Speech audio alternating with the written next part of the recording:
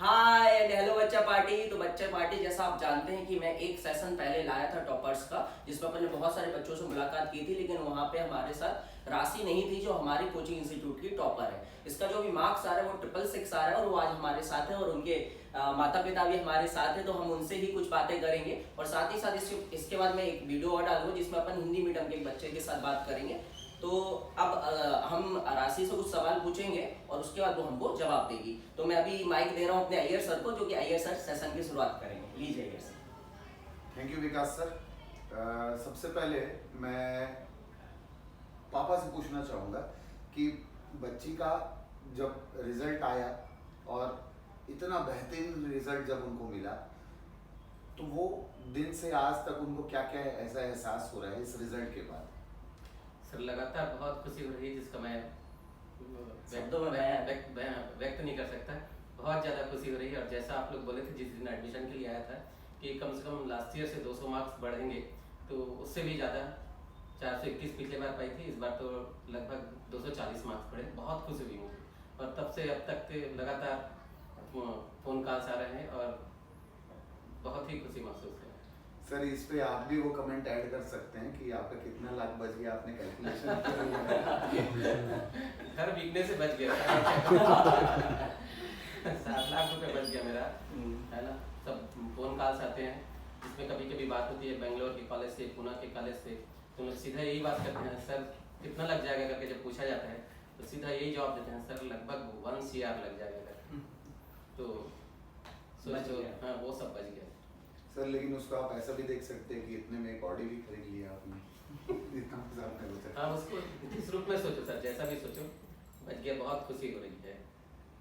मैं मम्मी से भी पूछना चाहूँगा राशि की, जो खुद एक टीचर हैं, कि उनको अब इतने दिनों में कैसा एहसास होता है जब आसपास के पड़ोसी लोगों को और राजनांदगांव के अच्छे एरियाज में जब ये बात अब फैल रही होगी कि राशि ने 66 मार्क्स लाया, तो उनका अब उनके अंदर वो सारे रिएक्शंस कैसे रहते हैं?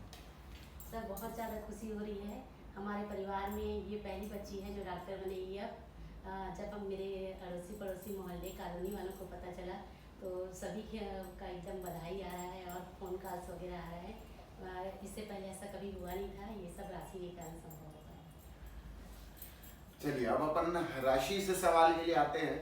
तो राशि सबसे पहले कि फीलिंग एक्सप्रेस करें कि मतलब क्या लगता है जब आप रैंक अचीव करते हैं, जब आप मार्क्स अचीव करते हैं, तो वो फीलिंग कैसी होती है, और जब आप स्टार्ट करते हैं वहाँ से लेकर के आज तक में आपके अंदर वो सारे आप कैसा देखने चाहती हैं, तो उसको कैसे समराइज करेंगे आप?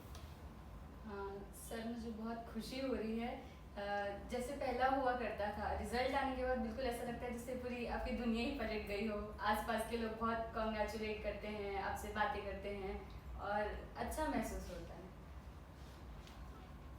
राशि, आपने इन 1 सालों में क्या क्या किया, और आप बिल्कुल ये मैसेज के तौर पर क्या देना चाहते हैं कि आपको चीज़ें जो बच्चे तैयारी कर रहे हैं आने वाले सेशंस के लिए, उन्हें क्या क्या चीज़ों के लिए आप गाइड करना चाहती हैं? इन 1 सालों में मैंने अपना 100% देने की पूरी कोशिश करी।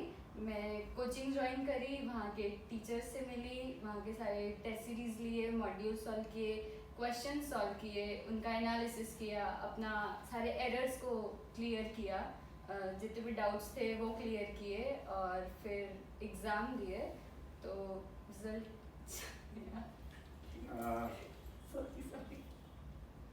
आप अपने रिजल्ट को, अगर आपको बोला जाए कि आप उसे डिवाइड कीजिए, आप अपने हार्डवर्क और S2S के कंट्रीब्यूशन का प्रपोर्शन निकालें, तो आप उसे कैसे डिवाइड करेंगे?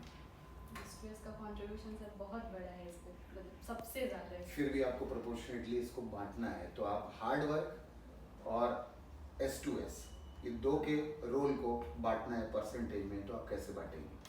वेल सर, हार्ड वर्क करना मतलब हम करते हैं धीरे धीरे, लेकिन जब रिजल्ट्स नहीं आते तो हम थोड़ा लो डाउन हो जाते हैं। इससे हमें पुल आउट करने के लिए S2S ने मुझे पूरा साथ दिया। मतलब चलो अब इसको ऑप्शन में बांट देता हूँ मैं। आपको 4 ऑप्शन दे देता हूँ, 60-40, 70-30, 90-10, 80-20। 90-10 में बांटिए बिल्कुल। दूसरी चीज आप जब ये बच्चा भी कॉमनली बोलता है कि नीट वाले बच्चों को जब एक कॉमन एक परसेप्शन बन जाता है कि फिजिक्स में समस्या है और फिजिक्स में ये प्रॉब्लम्स होती हैं, आपने उनको कैसे ओवरकम किया? सर फिजिक्स में तो मैं सबसे पहले कहूँगी प्रैक्टिस बहुत ज़रूरी है। जो भी आपके टीचर्स पढ़ाते हैं उन्हें पढ़िए, उन्हें प्रैक्टिस कीजिए, बार बार प्रैक्टिस कीजिए, तो फिर फिजिक्स से एक बार आपका धीरे धीरे डर खत्म होते जाएगा। मैं विकास सर को दूंगा, वो कुछ सब सवाल करेंगे।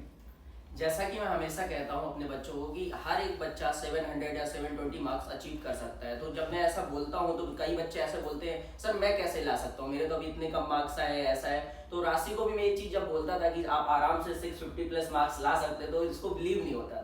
तो राशि मुझे पता है कि आप जैसे जब आपने 12th में एग्जाम दिया तो आपके 420 मार्क्स थे, 420 के बाद अभी आपके 666 मार्क्स आ रहे हैं, तो ऑलमोस्ट 240 नंबर का यहाँ पे ग्रोथ हुआ है।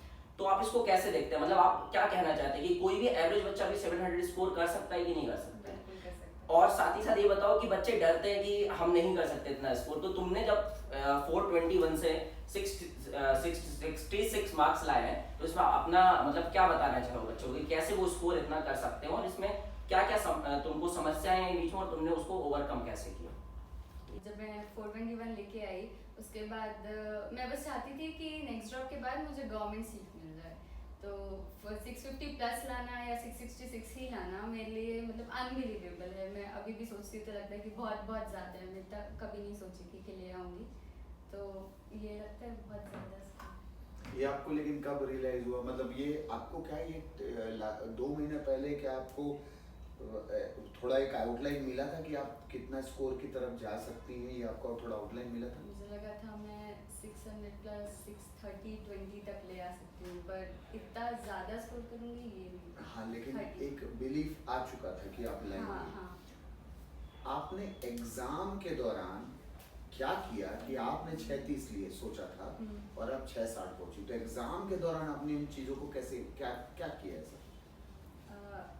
सर जैसे मैंने सबसे पहले बायो सॉल्व किया, तो बायो पेपर देखते ही मुझे थोड़ा सा पैनिक हुआ था, लेकिन मैंने अपने मन को बनाया कि कुछ ना कुछ सबसे इजी होगा, तो बस इसके लिए ही मैंने बायो पे एक्चुअली मेरा एवरेज होता है 30-35 मिनट में मैं बायो फिनिश करती थी, बट वहाँ पे मुझे 1 घंटे लग गए थे सॉल्व करने में।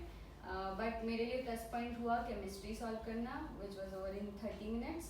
तो उसके बाद मैंने फिर 1.5 घंटे मतलब बाकी 1.5 घंटा बाकी था मेरे पास, उसके बाद 20 मिनट और, तो उसमें मैंने फिजिक्स सॉल्व किया और फिजिक्स देखा कि काफ़ी इजी है, तो मैं फिर फिजिक्स सॉल्व करते ही चली गई और मुझे पता ही नहीं चला मैं बहुत सारे क्वेश्चन सॉल्व कर चुकी थी, तो इसलिए मेरे मार्क्स थोड़े ज़्यादा इम्प्रूव हो गए। फिर एक सवाल मैं आज भी सोच रहा हूँ, केमिस्ट्री में आपके 176 मार्क्स आए हैं, जी। Which was almost 4 away from perfect, वो 4 क्यों छोड़ दिए? सर मैंने तो ये सोचा था कि मैं बाद में आके वो सॉल्व कर पाऊंगी, लेकिन यही होता है कि हम मतलब एक बार छोड़ चुके होते हैं तो वो वापस आना काफ़ी मुश्किल होता है, तो मैं उस पर वापस नहीं आ पाई, इसलिए वो रह गया। मतलब मैथ से सॉल्व करना, फिजिक्स सॉल्व करना मुझे ज़्यादा प्लस पॉइंट लगा क्योंकि उसमें मैंने ज़्यादा क्वेश्चन सॉल्व कर पाए उतने ही टाइम पे, इसलिए मैंने फिजिक्स चूज़ किया सॉल्व करना। मैं विकास सर को हैंड ओवर करूंगा, वो कंक्लूड करेंगे सेशन को। चलिए तो यहाँ पे हम सेशन को कंप्लीट करते हैं। अभी आपसे एक बच्चे को और मिलवाऊंगा जो कि हिंदी मीडियम से है और उसके फिजिक्स में -2 मार्क्स थे और उसने कैसे अभी इस बार जो मार्क्स होंगे पहले आप वो सोचिए कितना लाया होगा और अभी हम बताएंगे कि उसके एक्चुअल मार्क्स कितने आ रहे हैं। ठीक है, तो यहाँ पे इसको अपन खत्म करते हैं।